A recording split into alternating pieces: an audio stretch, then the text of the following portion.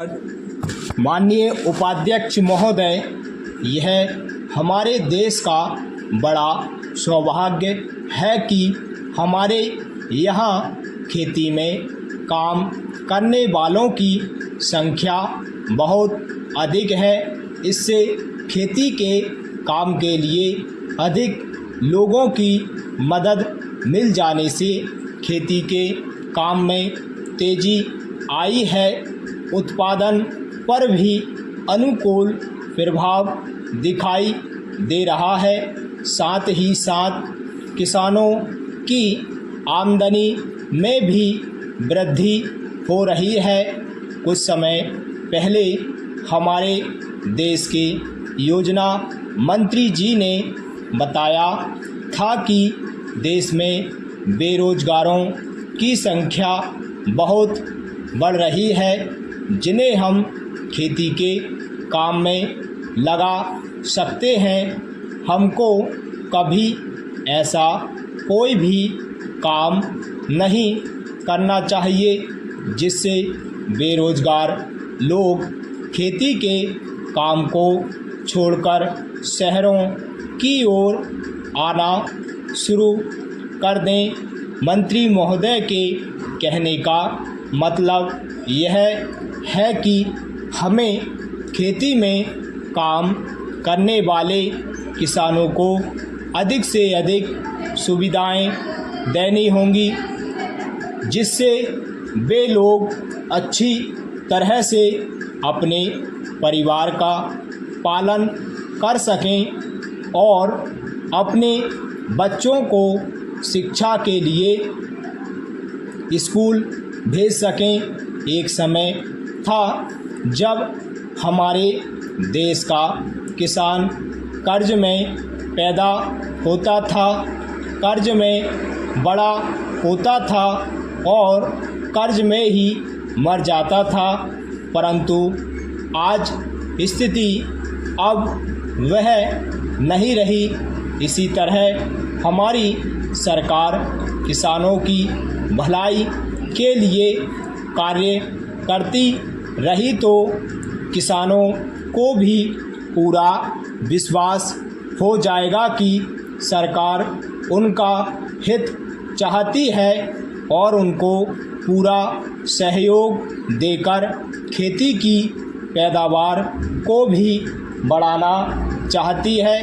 Para अध्यक्ष महोदय, मैं आपका बहुत आभारी हूँ कि इस अवसर पर आपने मुझे सदन में बोलने का अवसर प्रदान किया है। यह जो प्रस्ताव सदस्य महोदय ने यहाँ सदन में प्रस्तुत किया है, उस पर दोनों तरफ के लोगों ने अपने अपने विचार प्रकट किए हैं। मुझे बड़ी प्रसन्नता है कि आज दोनों तरफ के लोगों ने एक ही आवाज़ में इस प्रस्ताव का समर्थन किया है। शायद यह पहला अवसर है जब इस प्रस्ताव पर सभी सदस्यों ने अपनी सहमति प्रकट की है। मुझे इस बात की आशा है कि यह जो प्रस्ताव है उसे मंत्री जी के द्वारा स्वीकार कर लिया जाएगा और उसके बाद देश के किसानों को उनके अनाज का उचित मूल्य भी उनको दे दिया जाएगा।